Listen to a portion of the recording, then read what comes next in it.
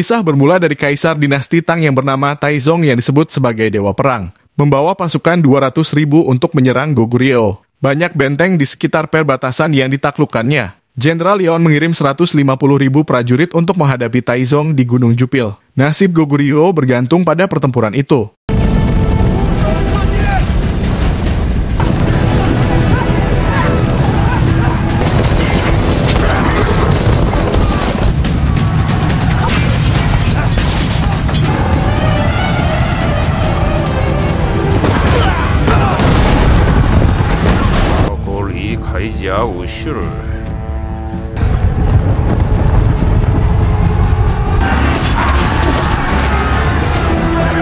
Jenderal Yeon sudah percaya diri dengan pasukannya yang akan menang.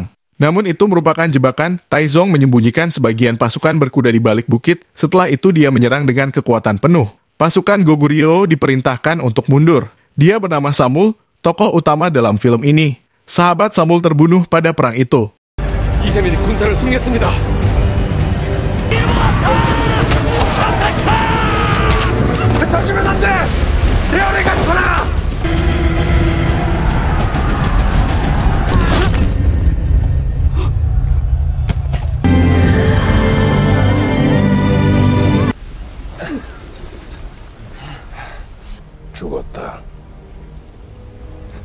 Seorang cenayang dari Goguryeo ditangkap. Di sana dia membawa busur dan anak panah peninggalan Raja Jumong pendiri Goguryeo. Tidak ada yang bisa menggunakan panah itu selain Raja Jumong.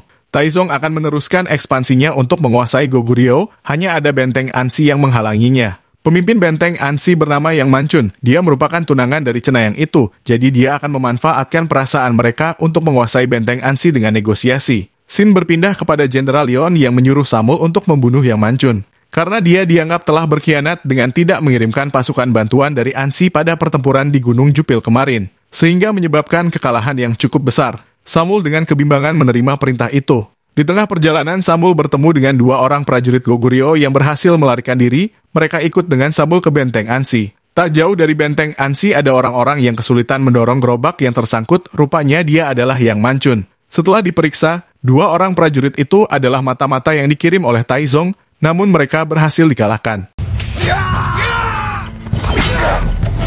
Samul hanya berdiam diri saja karena tidak menyangka bahwa 2 orang itu adalah mata-mata. Dia dibawa ke benteng Ansi karena Samul aslinya juga berasal dari Ansi. Di sana terjadi keributan di pasar karena 2 orang letnan malah berkelahi. Yang Manchun menyuruh mereka untuk melanjutkan pekerjaan masing-masing. Samul diinterogasi oleh Yang Manchun. Namun dia berkata bahwa ingin bertarung dengan sebagai prajurit Ansi dan mempertahankan tanah kelahirannya. Samul pun berkenalan dengan para letnan.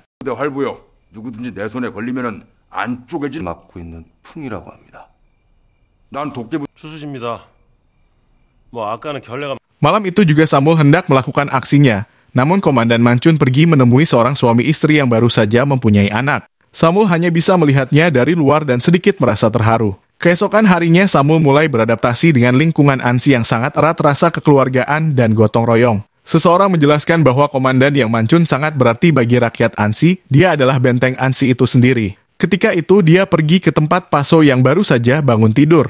Tapi dia tidur dengan Beka, adiknya. Mereka berpacaran, namun Manchun menyuruhnya untuk jangan dulu berhubungan sebelum perang selesai. Khawatir salah satu dari mereka ada yang mati. 하나가 잘못되기라도 하면 지마대장 가서 뭐 진짜 저 지금 죽이려고요? 왜? 내가 못할 거 파소 몸에 손가락 하나라도 대면 Ada beberapa orang yang mengintai benteng Ansi. Mereka pun bersiap-siap karena pasti Taizong sudah dekat untuk menyerang. Sebelum pergi, Samul disuruh untuk mencukur jenggot Yang Manchun. Ketika itu dia diketahui bahwa hendak membunuh Manchun. Namun karena mentalnya yang masih labil, dia ragu-ragu untuk itu.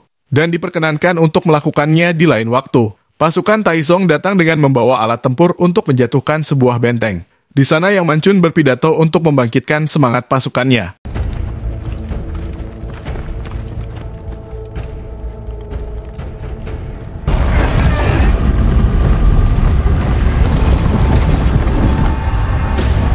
싸워야 할 때는 싸워야 한다는 거다.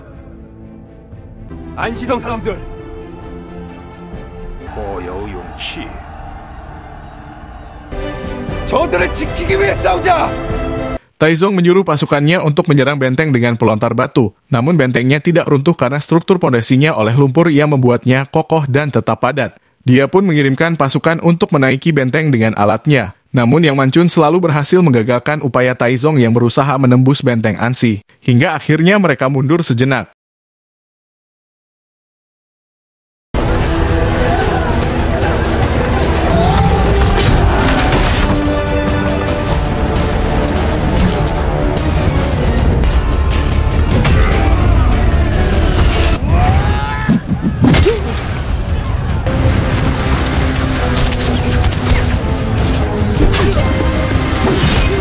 Malamnya mereka makan dan beristirahat. Samul heran mengapa dirinya tidak dibunuh padahal telah diketahui punya misi untuk membunuh Manchun. Dia bilang bahwa tidak ada gunanya membunuh Samul. Selain itu, Samul adalah orang Ansi. Malam itu serangan datang kembali dengan menggunakan menara pengepung sehingga pasukan Taizong bisa naik ke benteng. Namun Manchun mensiasatinya dengan kantong minyak yang dilempar kemudian diledakkan supaya membakar menara pengepungan. Taizong hanya bisa melongo melihat semua menara pengepungnya terbakar. Namun tiba-tiba Manchun diserang oleh seorang pasukan musuh yang hampir membunuhnya. Beruntung di sana dia diselamatkan oleh Samul. Dia pingsan selama 4 hari, sedangkan pasukan Taizong belum melakukan penyerangan lagi karena sekarang dia segan terhadap benteng Ansi. Taizong mengirimkan cenayang yang dulu jadi tunangan Manchun. Dia diperintahkan untuk menyampaikan pesan bahwa Taizong akan membangun gundukan tanah yang tingginya melebihi benteng Ansi. Setelah itu mereka akan tamat. Manchun tidak mendengarkan apa yang dikatakan oleh cenayang. Keesokan harinya Paso, sebagai kapten pasukan berkuda yang terkenal dengan kecepatannya menawarkan diri untuk menyusup ke perkemahan Taizong dan membunuhnya. Hal itu tentunya sangat berbahaya, namun itu adalah satu-satunya cara untuk mengalahkannya sebelum gundukan tanah itu berhasil diselesaikan. Malamnya Beka menghampiri Paso dan memeluknya. Dia sangat mencintai Paso. Paso berjanji bahwa dia akan kembali. Ketika penyergapan dilakukan, rupanya rencana itu diketahui oleh musuh sehingga Paso beserta pasukannya masuk perangkap musuh. Hal ini karena rencana tersebut dibocorkan oleh cenayang yang mengirimkan pesan menggunakan panah. Paso pulang dalam keadaan sekarat sambil dipenuhi oleh anak panah di punggungnya. Mereka semua bersedih, yang paling terpukul adalah Beka. Karena dia adalah kekasihnya, pada waktu itu Paso memang kembali, namun tidak dengan jiwanya. Cenayang di sana dengan tegas mengatakan bahwa dirinya lah yang membocorkan rencana itu pada musuh. Dia terus-terusan membujuk Yang Manchun untuk menyerah saja kepada Taizong. Perempuan itu sangat putus asa dan menularkan rasa pesimis ke orang-orang. Namun Samul segera membunuhnya menggunakan belati. Ansi tidak akan jatuh ke tangan musuh. Keesokan harinya, tiba-tiba Beka dengan penuh amarah dan dendam nekat pergi sendirian untuk membunuh Taizong. Tentu saja hal itu sama dengan bunuh diri. Namun setidaknya dia berhasil menggores wajah Taizong dengan anak panahnya. Beka pun mati oleh pasukan Taizong. Untuk menghormati keberaniannya, Taizong mengembalikan jasad Beka. Jasad keduanya tidak dikuburkan, melainkan dihanyutkan ke sungai untuk menghormati hubungan keduanya. Keesokan harinya, Samul nekat pergi ke ibu kota untuk meminta bantuan kepada Jenderal Yeon. Meskipun awalnya dia dimarahi oleh Jenderal Yeon, bahkan hendak dibunuh. Namun dengan penjelasannya bahwa rakyat Ansi tetap berjuang melawan Taizong meskipun pasukannya lebih sedikit, selain itu dia tetap berjuang untuk mempertahankan benteng Ansi, yang berarti salah satu benteng Goguryeo juga. Jenderal Yeon pun sedikit tersentuh hatinya mendengar Samul. Di sisi lain, Yang Manchun hampir saja putus asa karena sebentar lagi gundukan tanah itu selesai. Dia pun keluar sejenak untuk melihatnya, namun tak disangka ide untuk menghancurkan gundukan itu terinspirasi dari anak-anak yang sedang main tanah. Dia berencana untuk membuat terowongan di bawah gundukan itu, sehingga nanti gundukannya akan runtuh. Seketika itu mereka harus dengan cepat menguasainya agar pasukan Taizong tidak bisa naik ke benteng Ansi. Terowongan pun dibuat oleh para penambang. Beberapa hari berlalu selesailah pembangunan gundukan tanah. Begitupun dengan terowongannya yang hampir selesai. Malamnya hujan pun turun sehingga membasahi tiang terowongan yang terbuat dari kayu. Akibatnya tiang itu tidak bisa dibakar. Jalan terakhirnya adalah dengan cara ditebang. Namun tentu saja penebangnya akan terjebak di dalam dan akan tertimbun reruntuhannya. Wuda rela berkorban demi mempertahankan Ansi. Dia dan penambang lainnya dengan ikhlas melakukan semua itu demi keselamatan semuanya. Ketika pasukan Taizong hendak menyeberang ke benteng, tiba-tiba gundukan tanah itu hancur dan roboh.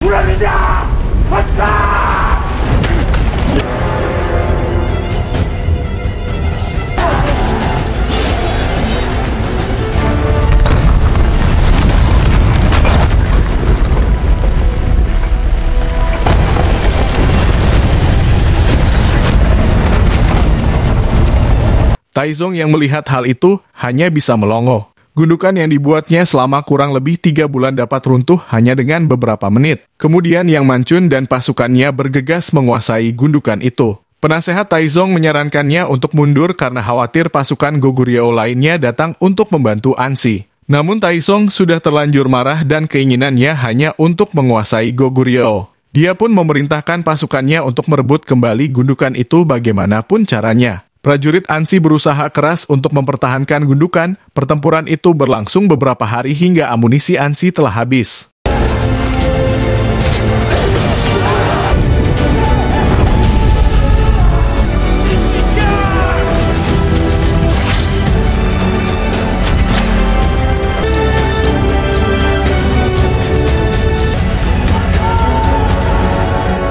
Yang Manchun berinisiatif untuk memanah Kaisar Taizong menggunakan panah legendaris Raja Jumong. Dilindungi oleh semua orang-orang kepercayaannya, dia berusaha keras untuk menarik busur panah jarak jauh itu. Panah itu melesat jauh dan mendarat tepat di mata Taizong.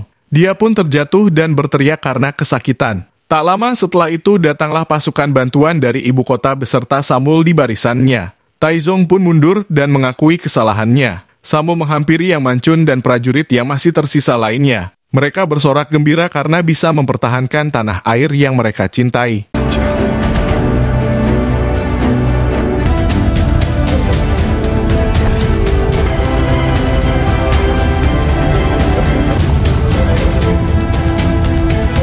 Tiga tahun setelah kejadian itu, Taizong mati karena luka yang dideritanya. Dia memerintahkan untuk jangan pernah menyerang Goguryeo lagi. Ketika itu mereka merenovasi benteng Ansi. Samul pergi lagi ke ibu kota untuk melanjutkan pelatihan militernya. Kapanpun Samul kembali ke Ansi, pintu gerbang akan selalu terbuka. Dan film pun berakhir.